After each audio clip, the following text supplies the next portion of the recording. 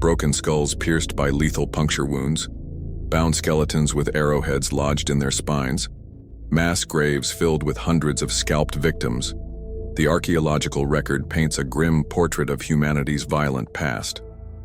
For millions of years, death has hunted us, not only from the jaws of wild predators but often from the hands of our own kind. Our story doesn't begin with humans as killers, but as the hunted. Long before we rose to the top of the food chain, our ancestors lived in constant fear of fangs and claws. One of the most striking examples comes from South Africa, where researchers uncovered the skull cap of a juvenile Paranthropus robustus, catalogued as specimen SK54. This fossil, dating back roughly 1.5 million years, reveals a chilling tale of predation. According to the Australian Museum, the skull bears two small round holes perfectly matching the lower canine teeth of an ancient leopard. The evidence suggests this young hominin was caught and dragged up a tree by a leopard to be consumed just as modern leopards hunt today.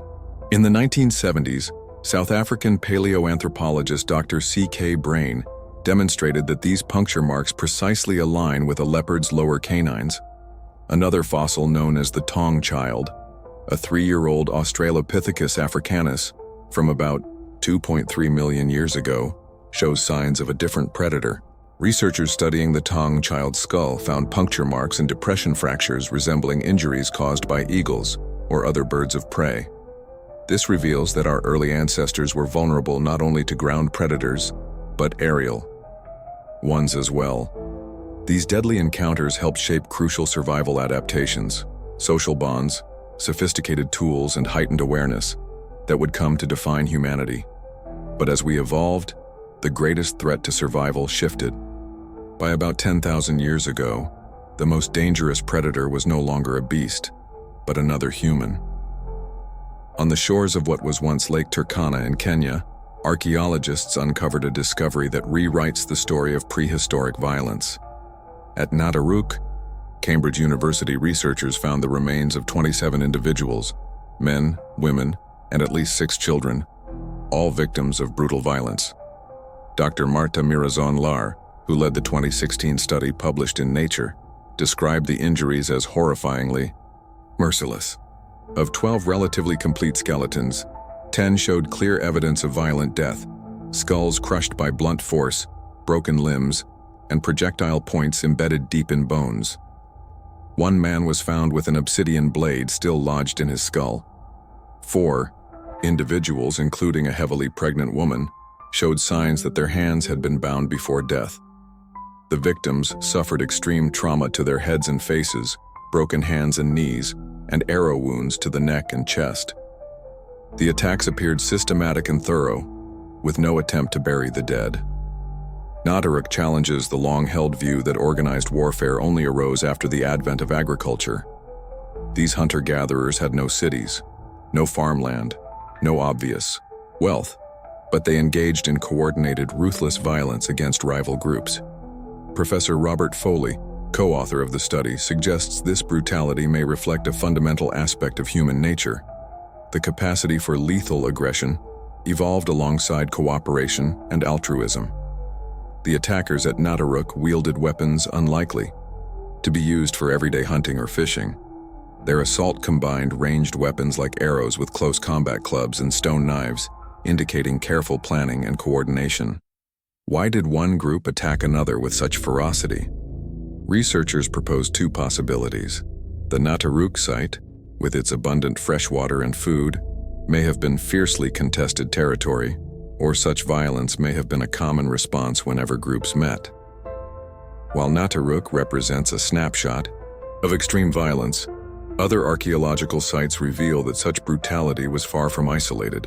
In Sudan, a 1,400-year-old cemetery at Jebel Sahaba, uncovered during salvage excavations for the Aswan High Dam, contains remains of 61 men, women, and children. Evidence of widespread deadly conflict stretching deep into prehistory. When archaeologist Fred Wendorf first excavated the site, he noticed clear signs of violence, including broken bones, fractured skulls, and stone projectiles either embedded in the victims' bones or lying near their bodies. Initially, Vendorf interpreted the site as evidence of a single devastating battle or massacre. However, recent reanalysis by Isabel Crevecoeur and her team suggests a different, perhaps even more disturbing scenario.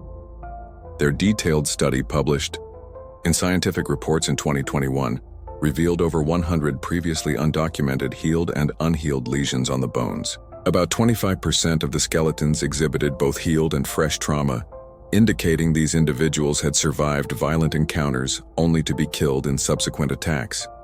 Rather than a single catastrophic event, the evidence now suggests these people experienced persistent recurrent violence over time.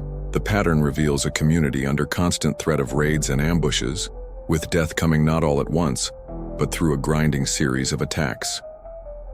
Christopher Nussel, a physical anthropologist at the University of Bordeaux, notes that these findings challenge earlier views that warfare was a modern invention. The people of Jul Sahaba lived during a period of major climate change at the end of the last ice age, which may have increased competition for scarce resources. The pattern of organized violence continued long after Jebel Sahaba, moving forward thousands of years and across an ocean.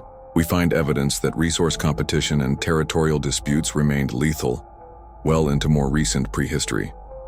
In what is now South Dakota, the Crow Creek site presents one of the most extensive prehistoric massacres ever documented in North America, dating to about 1325 CE.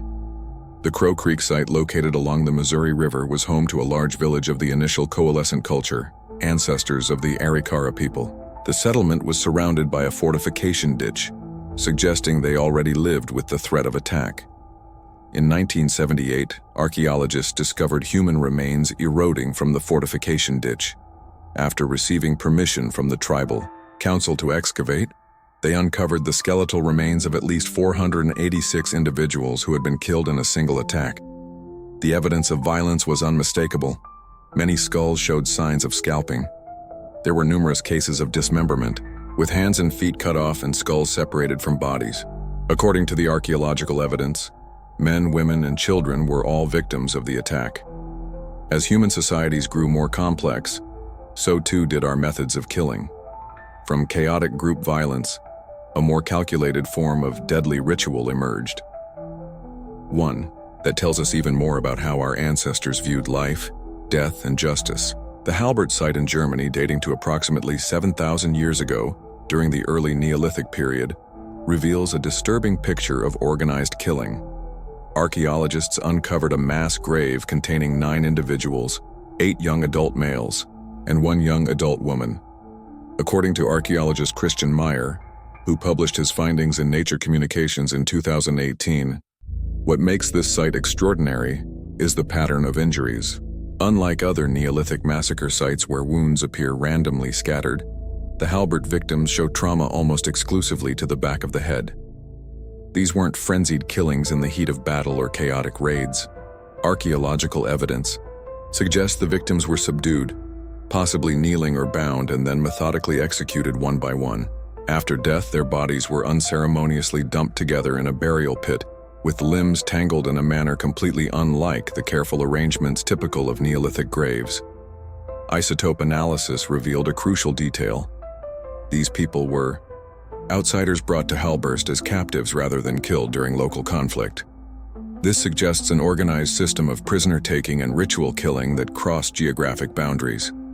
The Halberstadt executions represent the earliest clear evidence of systematic execution in human history, showing that by 7,000 years ago, humans had already developed the social organization required for controlled group violence, a significant milestone in the evolution of human conflict.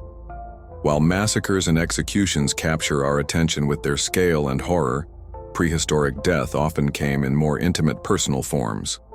Individual stories of survival, suffering, and eventual death remind us that each skeleton represents not just evidence but a life lived. At Shanidar Cave in northern Iraq, archaeologists discovered the remains of a Neanderthal man who had survived multiple serious injuries before his death, approximately 45,000 years ago. Known as Shanidar I, this individual had a crushing injury to his skull that likely caused blindness in one eye. His right arm was withered and had been amputated above the elbow. He also suffered from arthritis and other injuries. Despite these devastating injuries, skeletal analysis shows that he survived for many years afterward, suggesting his community cared for him despite his disabilities. His eventual death and careful burial indicate both the harshness of prehistoric life and the compassion that existed even in those difficult times. In another remarkable case, researchers studying a 400,000-year-old Homo heidelbergensis skull from Kabwe, Zambia, found evidence that this individual likely died from severe tooth decay and gum disease.